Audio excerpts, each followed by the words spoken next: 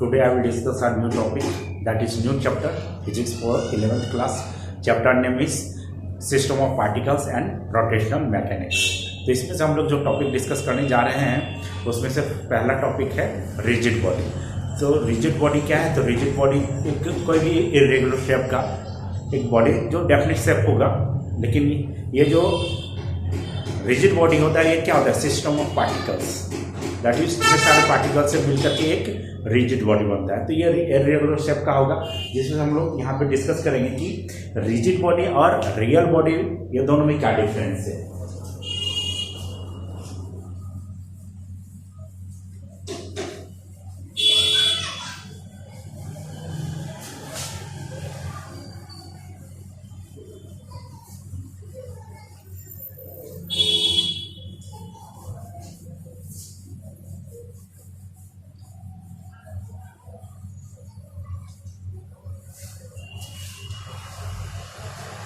Physics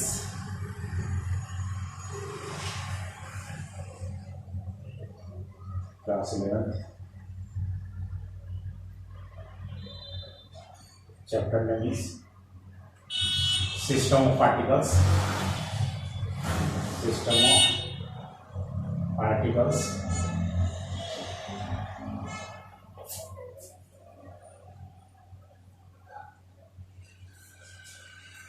and rotational mechanics.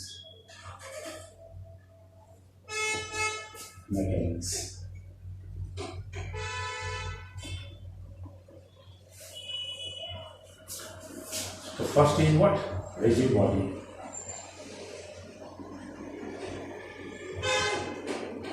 ये rigid body क्या होता है? तो रिजिड बॉडी जो होता है जिसमें से एक सिस्टम ऑफ पार्टिकल से मिलकर बना होता है, जिसमें से क्या होता है?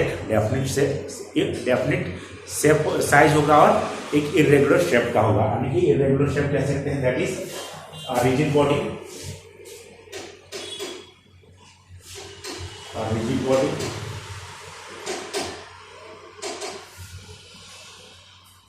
Is a body with a perfectly definite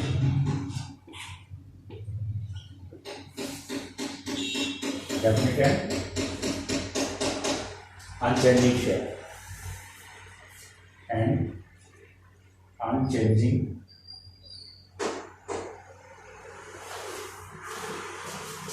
shape and the distance between a pair of all pairs of particles. जितने भी पेयर्स होगा पार्टिकल्स का जो एक पेयर कंसीडर कर सकते हैं ऑफ सच अ बॉडी.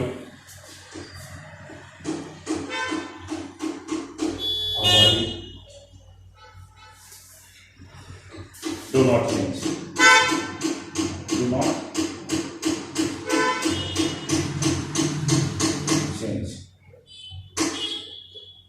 इसका क्या मतलब है? क्या मतलब है कि कोई भी जो रिजिड बॉडी है वो perfectly definite and unchanging shape का होगा. यानी कि एक डेफिनेट शेप होगा और वो जो शेप होगा क्या अनचेंजिंग होगा, तो आज वो उसका शेप चेंज नहीं होगा. And the distance between all pairs of particles of such a body do not change. क्या नहीं मतलब है कि कोई रिजिड बॉडी है, एक्स एक्सिस है, ये वाई एक्सिस है, ये इसको जेड एक्सिस कंसीडर कर सकते हैं और ये इधर वाई एक्सिस कंसीडर कर सकते हैं. This is origin. तो यहाँ पे जो पार्टिकल्स होंगे ये क्या होगा? सिस्टम ऑफ पार्टिकल्स है, छोटे छोटे पार्टिकल्स से मिलकर के रिजिड बॉडी बना होगा, जिसका मास क्या होगा? m1, m2, m3 and so on, mn हो जाएगा. तो ये क्या होगा? रिजिड बॉडी होगा, जिसमें से क्या होगा? ये डेफिनेट शेप तो होगा ही, लेकिन अनचेंजिंग शेप होगा, यानी ये शेप चेंज नहीं होगा. ये रिजिड बॉडी है. लेकिन हम लोग जानते हैं रियल बॉडी क्या होता है। रियल बॉडी और रिजिड बॉडी, ये क्या है, रिजिड बॉडी।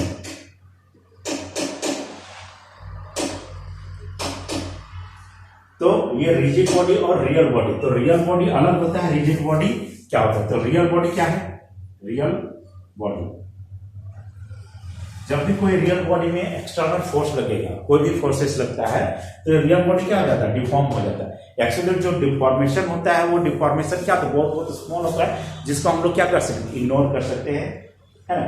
लेकिन जैसे कोलिजन होता है, कोलिजन क्या होता है कि इलास्टिक कोलिजन होता है, तो उसमें से क्या हो जाता है कि रियल बॉडी हम कंसीडर करते हैं, जिसमें डिफॉर्मेशन होता है, फिर अपना रिगेन करता है और रिगेन करके अपना ओरिजिनल शेप एंड साइज को गेन कर लेता है। तो यहाँ पे क्या आ जाएगा, नॉ रियल बॉडी, कोई सा रियल बॉडी नहीं है जो क्या हो सकता है, एक रिजिड बॉडी हो सकता है, because when external force acts on the real body then there is deformation in the real body, but rigid body में ऐसा नहीं है, इसका क्या हो जाएगा, डेफिनेट शेप होगा और अनचेंजिंग। यहाँ क्या होता है, अनचेंजिंग शेप है, तो अनचेंजिंग शेप है तो उसमें क्या होता है, रिजिड बॉडी होगी। और रियल बॉडी क्या होता है कि जिसका शेप चेंज हो सकता है, that means when external force is applied on the body, real body, then there is deformation, and after removal of the external force they regain its their original shape and size। तो इस तरह का हम लोग कह सकते हैं। तो रियल बॉडी और रिजिड बॉडी में ये डिफरेंस है। फिर यहां पर देखेंगे what kind of motion are there, और कोई भी एक बॉडी है तो कितने तरह का मोशन उसमें हो सकता है, तो हम लोग यहाँ पे डिस्कस करेंगे। तो ये रिजिड बॉडी है जो सिस्टम ऑफ पार्टिकल से मिलकर बना होता है, और ये रिजिड बॉडी जो होता है उसका मास क्या हो जाएगा, जैसे इसका मास कैपिटल एम है, ये मास क्या है, टोटल मास जो हो जाएगा वो क्या है, मास पार्टिकल्स का, if there are n number of particles then m1 plus m2 plus m3 plus dot plus mn, the sum of the masses of the individual particles is the mass of the whole rigid body. So whole rigid body, that is, it is denoted by sigma I equal to 1 to n, and it is mi. This is the mass of the rigid body. तो mass of the rigid body को हम लोग ऐसे denote कर सकते हैं। अब यहाँ नेक्स्ट हम लोग डिस्कस करेंगे what kind of a particle motion किस तरह का हो सकता है। A rigid body will have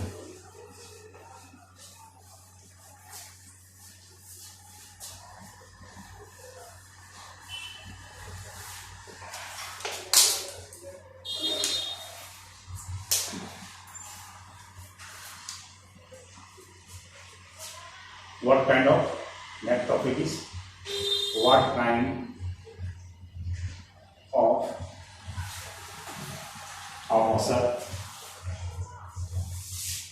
motion of a rigid body or rigid body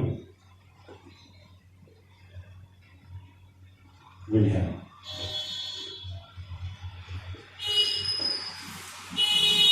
What kind of,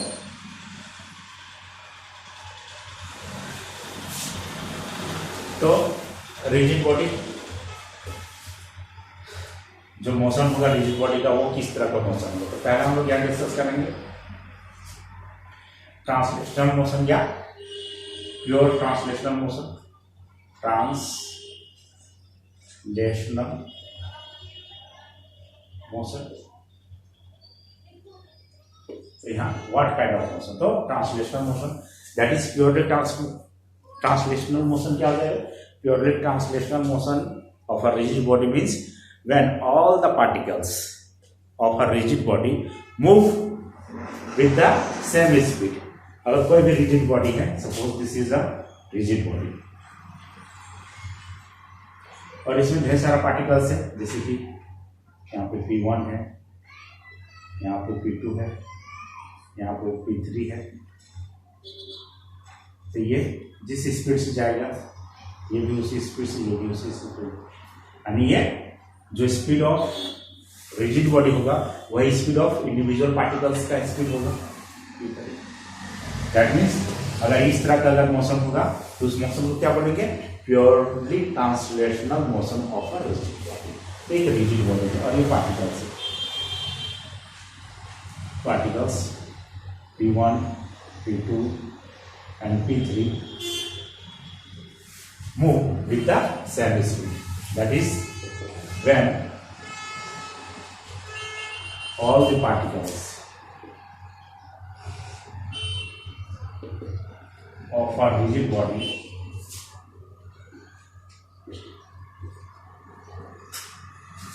move with the same speed,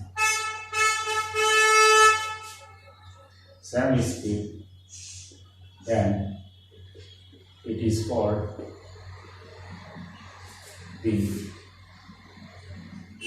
purely translational motion.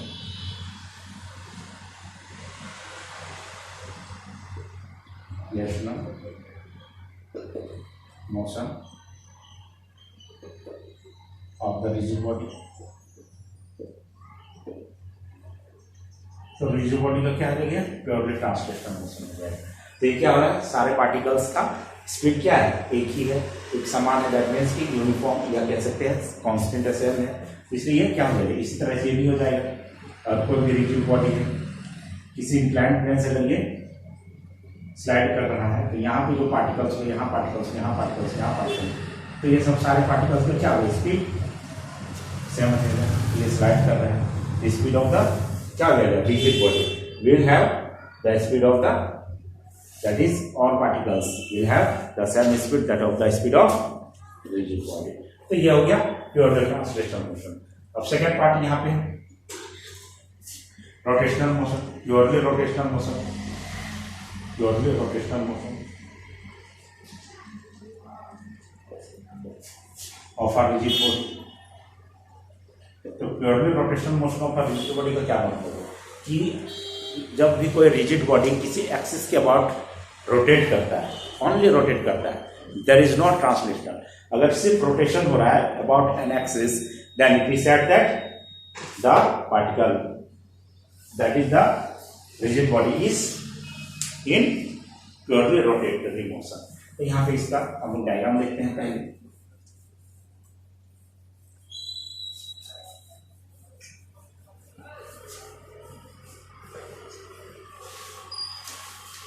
That is, let's consider there is a rigid body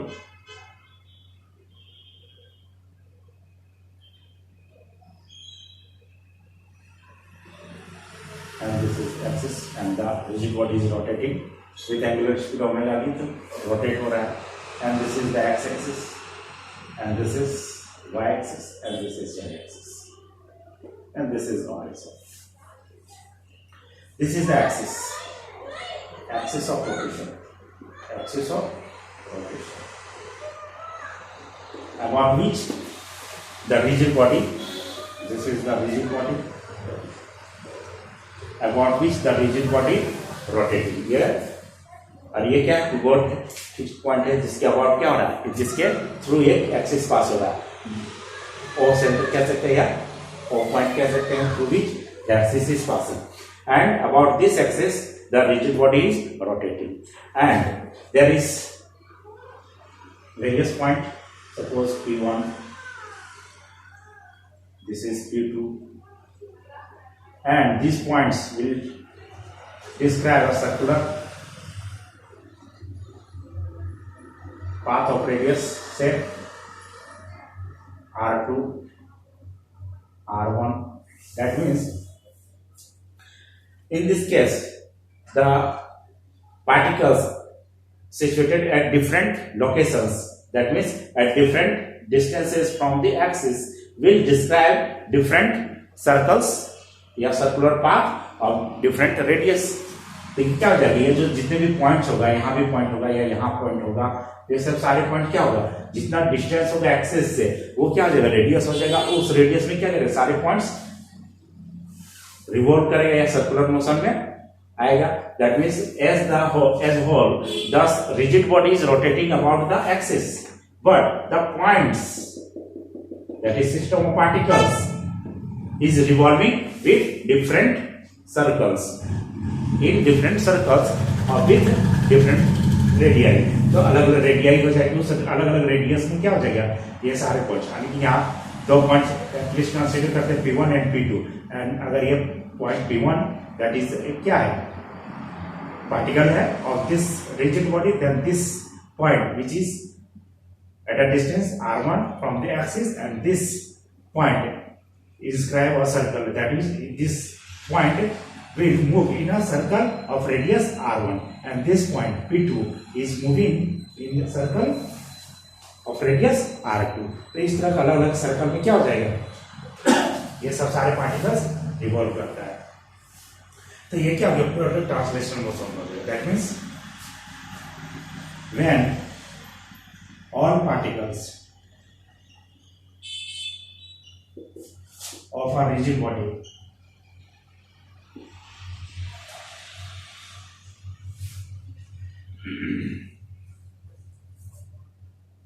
moves in a circle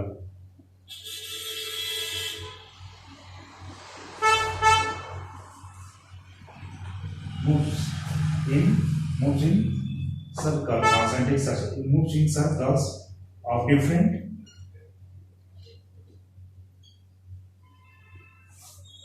moves in circle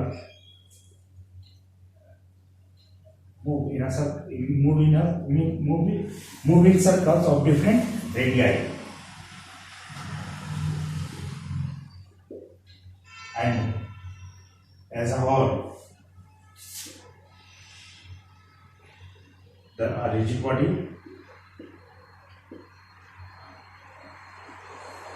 rotates about an axis, then it is called that the rigid body is in purely rotational motion।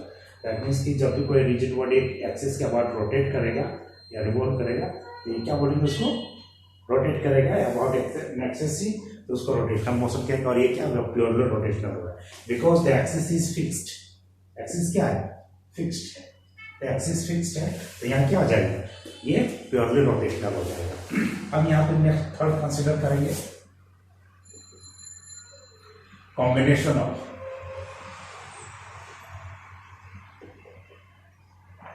Translational plus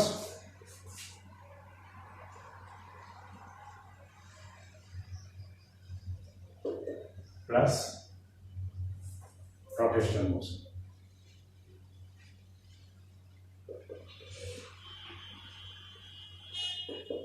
तो यहाँ purely rotational का example क्या सकता है purely rotational का example हो सकता है fan ceiling fan tops PTC है ना या पॉटर्स व्हील पॉटर्स व्हील। तो ये सब सारे एग्जांपल से क्या जिसमें से क्या हो जाता है फिक्स्ड एक्सेस होता है और फिक्स्ड एक्सेस होता है और ये क्या हो जाएगा प्योरली रोटेशनल हो जाएगा। प्योरली ट्रांसलेशनल का हम बता दिए कोई भी ऑब्जेक्ट रिजिड बॉडी है जो सिर्फ एक डायरेक्शन में मूव करेगा। अब ये कॉम्बिनेशन है रोटेशनल प्लस ट्रांसलेशन। तो रोटेशनल प्लस ट्रांसलेशनल मान लीजिए एक बॉल है लेट्स कंसीडर अ बॉल और ये बॉल का सारा पार्टिकल्स इस तरह का यहाँ पे है और ये बॉल अगर इस डायरेक्शन मूव करे किसी वेलोसिटी से यानी कि इसका सारा पार्टिकल्स सेम स्पीड से अगर मूव करेगा तो क्या जो प्योरली ट्रांसलेशनल मोशन हो जाएगा।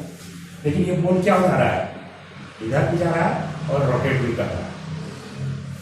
दैट मीन्स इसको सिर्फ थ्रो करेंगे तो ये क्या हो जाएगा थ्रो करेंगे विदाउट रोटेटिंग तो क्या हो जाएगी ये ट्रांसलेशनल मोशन हो जाएगा। लेकिन अगर उसको क्या करेंगे अगर रिवॉल्व यानी कि रोटेट करते हुए अगर थ्रो करेंगे तो क्या हो जाएगी यहाँ रोटेशन भी हो रहा है और ट्रांसलेशन भी हो रहा है यानी कि बॉल क्या हो जा रहा है बॉल फॉरवर्ड डायरेक्शन में जा रहा है बट रोटेट होते हुए जा रहा है। तो यहाँ पे क्या हो जाएगा दोनों का कॉम्बिनेशन हो जाएगा that is combination of translational plus rotational motion हो सकता है। तो यहाँ पे ये एग्जांपल है इस तरह के एग्जांपल क्रिकेट बॉल का भी हो सकता है फुटबॉल का भी हो सकता है जो कि किक करते हैं फुटबॉल पर तो क्या हो जाएगा ट्रांसलेशन भी होता है रोटेशन भी हो सकता है।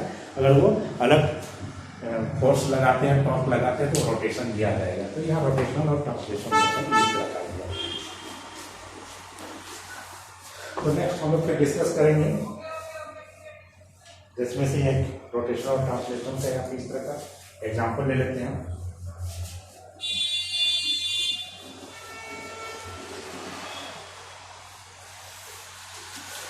Let's consider there is an inclined plane